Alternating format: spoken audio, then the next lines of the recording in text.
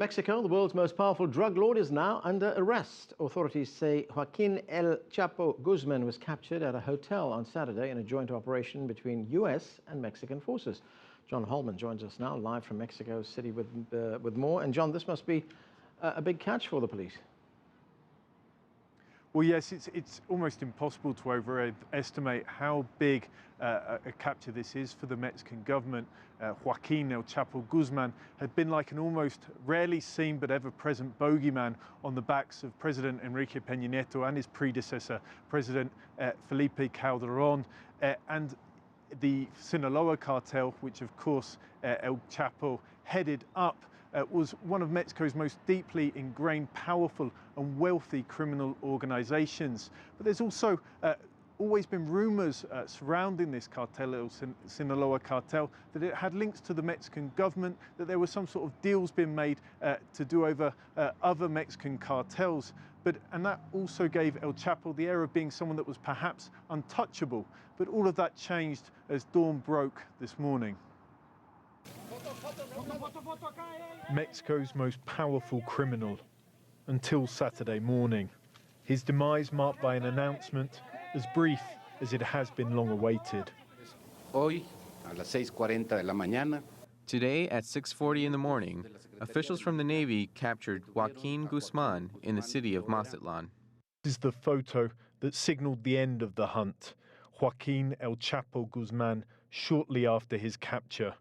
Here, in his pomp, the leader of Mexico's most powerful criminal group, the Sinaloa cartel.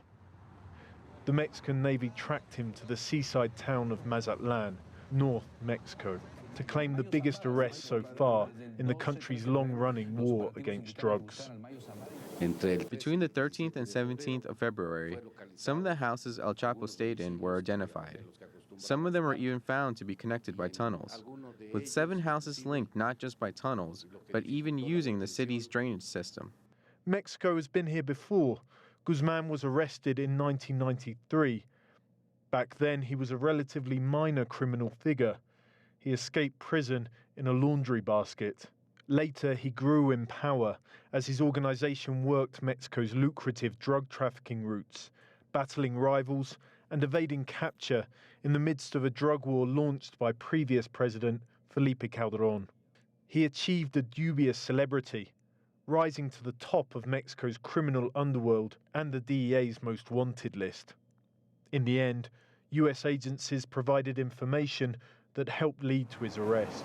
When heads of criminal organizations have been captured or killed in Mexico in the recent past, the subsequent leadership battles have often produced more violence, and the flow of drugs through the country has not, in the long run, diminished. For now, Mexico's authorities are enjoying the moment as their #1 target heads off to his next home, a maximum security prison. Well, this has inevitably provoked very strong reactions immediately here in the country. This saga has been going on for so long that almost everyone seems to have an opinion about this. And I've been just chatting to people this afternoon. Many people, their first reaction is disbelief that Mexico's often notoriously corrupt and inefficient security institutions have managed to get their act together and actually capture this man.